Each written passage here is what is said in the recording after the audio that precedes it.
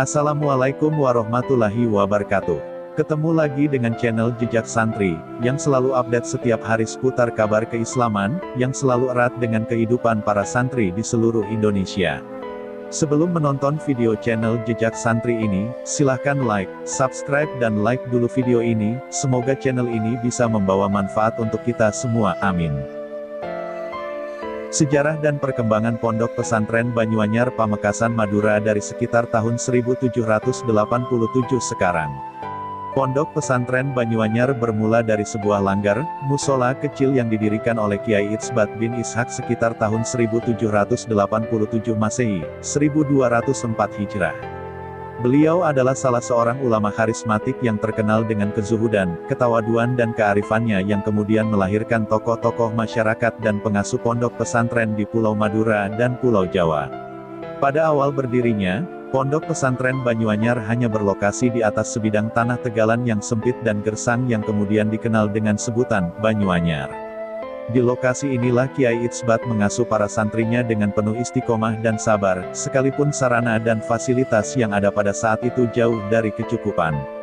Setelah wafat, beliau meninggalkan amanah suci pada generasi penerusnya, yaitu cita-cita luhur untuk mendirikan sebuah pondok pesantren yang representatif yang mampu menjawab tantangan zaman dan tuntutan umat.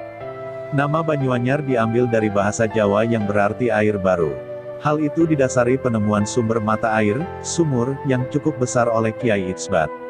Sumber mata air itu tidak pernah surut sedikit pun, bahkan sampai sekarang air tersebut masih dapat difungsikan sebagai air minum santri dan keluarga besar Pondok Pesantren Banyuanyar. Sedangkan nama, Darul Ulum, adalah nama yang digunakan secara formal sejak tahun 1980-an sebagai nama lembaga, baik pendidikan formal maupun non-formal. Darul Ulum juga menjadi nama institusi-institusi yang dikembangkan oleh Pondok Pesantren Banyuanyar.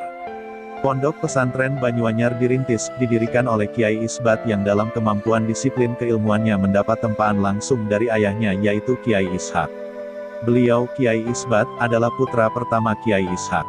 Mula-mula beliau memilih tempat di sebuah desa yang jauh dari keramaian, tepatnya di Desa Longsereh bagian dari Kecamatan Robatal Kabupaten Sampang. Tetapi di daerah ini beliau tidak begitu lama karena Nyai istri Kiai Itsbat tidak betah. Kemudian beliau bersama keluarganya pindah ke arah timur, yaitu sebuah area yang masih berupa hutan belantara yang kemudian menjadi Desa Potoan Daja, Kecamatan Palengaan, Kabupaten Pamekasan.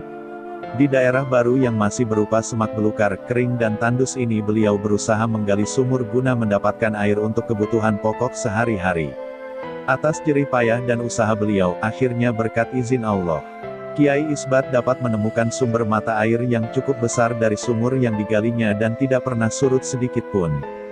Bahkan sampai sekarang sumber mata air tersebut masih difungsikan sebagai air minum keluarga besar Pondok Pesantren Banyuanyar. Bermula dari inilah maka lokasi ini dinamakan Banyuanyar, yaitu suatu nama yang berasal dari bahasa Jawa yang artinya air baru yang memberikan kehidupan, yang kemudian dikenal dengan sebutan Pondok Pesantren Banyuanyar. Hal ini terjadi kira-kira tahun 1204 Hijrah, 1788 Masehi yang diawali dengan didirikannya sebuah langgar kecil yang sampai sekarang langgar tersebut masih utuh dan difungsikan sebagai tempat para tamu yang bersilaturahmi. Kemudian dengan Kiai Haji Abdul Hamid Bakir disingkat dengan sebutan PBB. Pada awalnya santri yang belajar masih sebatas dari kalangan sekitar pondok, dan itu pun masih bersifat santri kolokan, artinya santri yang belajar tidak bermukim di pondok. Namun berkat ketabahan dan keuletan serta sifat zuhud yang dimiliki Kiai Itsbat, akhirnya sedikit demi sedikit santri mulai berdatangan baik dari lingkungan pesantren maupun dari beberapa daerah lainnya. Nama-nama pengasuh Pondok Pesantren Banyuanyar. 1. Kiai Itsbatu bin Ishak bin Hasan bin Abdurrahman. Kiai Abdurrahman adalah menantu Sunan Giri Gresik.